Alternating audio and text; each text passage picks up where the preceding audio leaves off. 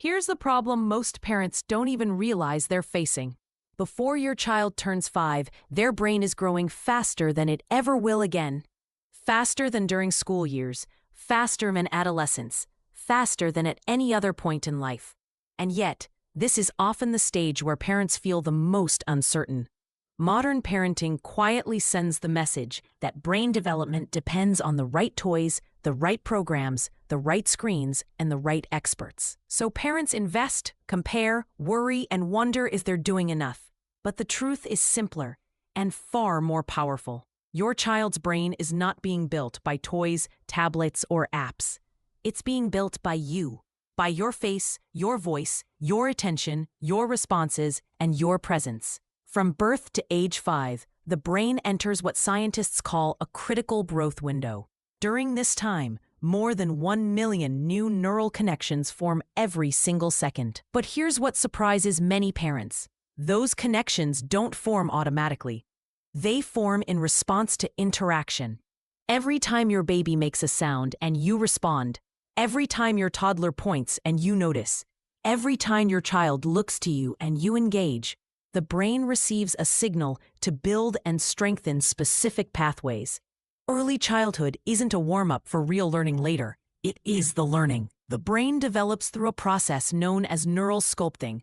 Connections that are used repeatedly grow stronger, while those that aren't gradually fade away. When a child experiences consistent, responsive interaction, the brain learns where to invest its energy. That's why research consistently shows that children who receive warm, attentive care early in life tend to develop stronger language skills, better emotional regulation, healthier stress responses, greater cognitive flexibility, and stronger social abilities later on. This isn't about being a perfect parent. It's about being present. Let's walk through them. Point 1. At the center of this process is something called serve and return. Your child serves, you return. Your baby babbles and you respond. Your child raises their arms and you pick them up. Your toddler points at something and you name it.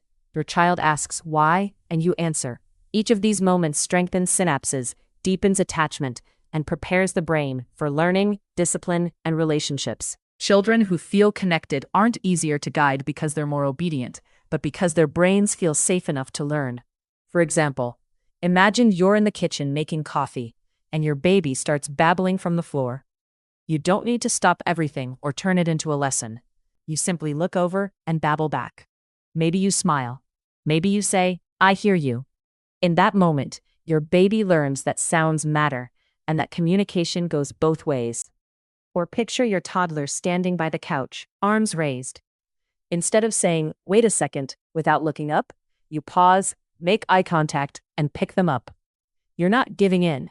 You're teaching their brain that reaching out brings connection and safety. Another everyday moment. Your child points at a dog on the sidewalk. You follow their gaze and say, "Yes, that's a dog. The dog is walking." That's serve and return. You're joining their attention and building language on top of it. Even the constant why questions matter. When your child asks, "Why is the sky blue?" you don't need a perfect answer. Saying, "That's a good question. The sky looks blue because of how light works," and staying engaged teaches something deeper than facts. It teaches curiosity is welcome and thinking is safe. When children experience this over and over, their brains learn something essential. The world is responsive. Relationships are safe. And learning happens through connection. That sense of safety is what makes children easier to guide. Not because they're more obedient, but because a regulated brain can listen, adapt, and grow. Point 2. This brain building doesn't require special equipment. It happens in everyday life. When you talk with your child, not just to them, you're feeding their brain.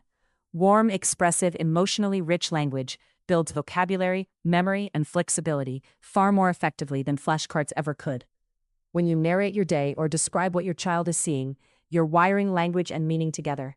Physical affection matters just as much. Hugs, holding, rocking, and gentle touch activate the nervous system in ways that reduce stress and increase bonding hormones. A child who feels safe, learns better, sleeps better, and regulates emotions more easily. For example, imagine you're getting your child dressed in the morning. Instead of doing it silently or rushing through it, You talk with them. You say, let's put on your blue socks. One sock, now the other. These socks feel warm. Your child may not respond with words yet, but their brain is mapping sounds to meaning. They're learning rhythm, sequence, and vocabulary without being taught. Or picture a walk outside. Your child notices something and stops.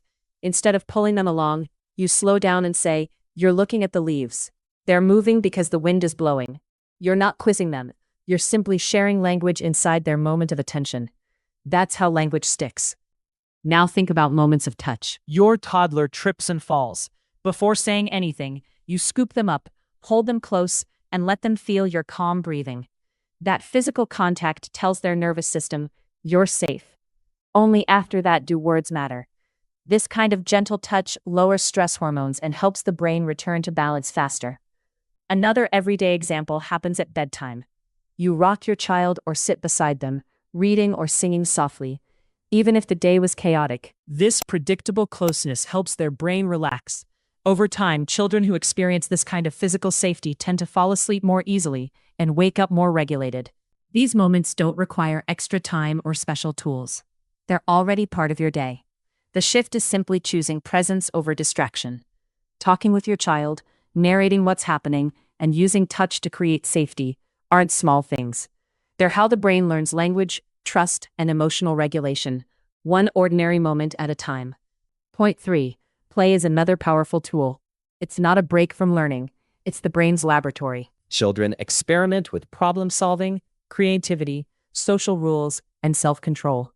Unstructured play, in particular, strengthens the prefrontal cortex, the part of the brain responsible for decision-making and impulse control. Eye contact and facial expressions matter too. Your face teaches emotions. Your eyes teach safety. Your smile teaches confidence. When you connect face-to-face, your child's brain releases chemicals that strengthen learning and trust. You become their emotional mirror. For example, imagine your child sitting on the floor with a few blocks. There's no instruction, no goal, no right way to play. They stack 2 blocks, it falls, they pause, then try again. That pause is important. In that moment, their brain is experimenting. What happens if I do this differently? They're practicing problem solving, patience, and self-control without anyone teaching them a lesson. Your child picks up a spoon and starts stirring an empty bowl. You don't correct them. You don't say, that's not real food. Instead, you join them and say, you're cooking. Is it hot? Now play becomes a shared experience. They're learning creativity, social rules, and flexible thinking. Skills that later support cooperation, learning, and emotional regulation. Unstructured play works because there's no pressure, no performance, no reward system. The brain is free to explore, fail, adjust, and try again. That freedom strengthens the prefrontal cortex, the part of the brain that helps children pause before reacting, make choices, and manage impulses. Eye contact weaves into this naturally. Imagine your child looks up after building something and searches your face. If you meet their eyes and smile, their brain receives a powerful message. I'm seen. What I'm doing matters. That eye contact releases chemicals linked to trust and learning. Facial expressions matter just as much. If your child falls and looks at you, your reaction becomes their guide. A calm, reassuring face teaches them that the situation is manageable. A warm smile builds confidence. Over time, children learn how to read emotions by reading you. Your face becomes their emotional reference point. You don't need to entertain, direct, or teach during play. The most powerful role you can take is being present, on the floor, at their level, responsive to their cues. When you do that, play stops being just play. It becomes the space where your child's brain practices thinking, regulating, and connecting. That's why play isn't a break from learning. It's where learning quietly takes shape. Point 4. Reading every day, even briefly, has an outsized impact. Even when children don't understand the words, your voice is wiring the brain.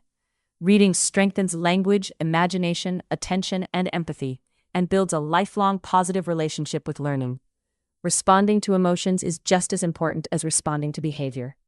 When a child cries or melts down, their brain is overwhelmed. If they're ignored, the brain learns that emotions are unsafe. If they're met with calm presence, the brain learns that difficult feelings can be handled. This is how emotional intelligence and resilience are built. For example, imagine it's bedtime and you're exhausted. You pick a short picture book, sit next to your child, and read just a few pages. Your child doesn't sit still the whole time. They flip pages, point at pictures, maybe crawl away and come back. It might feel like they're not really listening, but they are. Even when they don't understand the words, your voice is doing important work.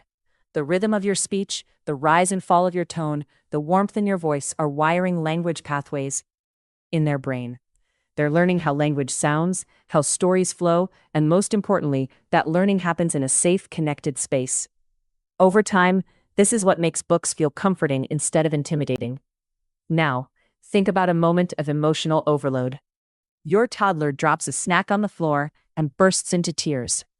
Or the block tower falls and suddenly it's a meltdown. Their reaction seems bigger than the problem. What's happening is that their brain is overwhelmed. If in that moment they're ignored or told to stop crying, the brain learns a quiet lesson. My feelings are too much. I'm on my own with them. But imagine responding differently. You get down to their level. You keep your voice calm. You say, "You're really upset." That surprised you. You don't rush to fix it. You don't lecture. You stay present. Your child may keep crying for a moment, but their body starts to slow down. Their breathing softens. They lean into you. Their nervous system is borrowing your calm. That's how emotional intelligence is built. Over time, children who experience this learn that big feelings are survivable. They don't disappear, but they become manageable. These children grow into kids who can pause, recover, and eventually name what they're feeling instead of being overwhelmed by it. Reading builds the brain for language and imagination. Responding calmly to emotions builds the brain for resilience and self-control. Both send the same powerful message. You're safe here. I'm with you. And learning about the world and about yourself can happen without fear. Point 5. Screens, on the other hand, interrupt this process.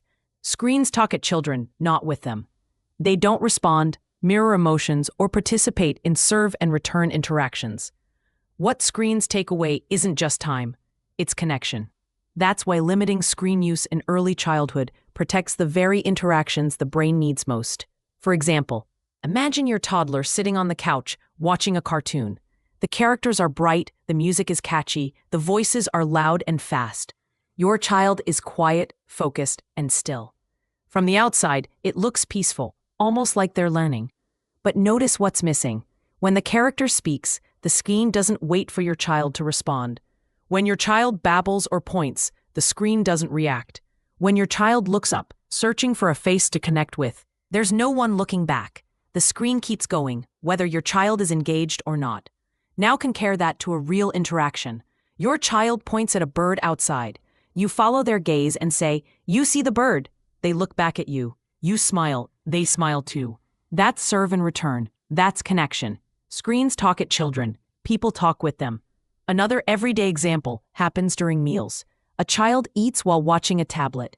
They're quiet, compliant, and distracted. But there's no conversation, no eye contact, no shared attention.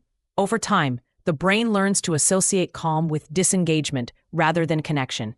Or think about emotional moments. A child gets upset, and a screen is handed over to calm them down. The crying stops, but the feeling isn't processed. The brain doesn't learn how to regulate emotions with support. It learns how to escape them. This is why screens don't just take away time. They take away opportunities for connection. Limiting screen use in early childhood doesn't mean eliminating technology forever. It means protecting the moments when the brain most needs real faces, real voices, and real responses. Because the brain doesn't grow best from stimulation alone. It grows from interaction. And no screen, no matter how educational it claims to be, can replace that. The real secret parents rarely hear is this: you don't need to do more, buy more, or be perfect. You only need to be emotionally available consistently. Small moments repeated daily create massive outcomes. A 2-minute cuddle, a 5-minute conversation, a bedtime story, a calm response, a warm smile.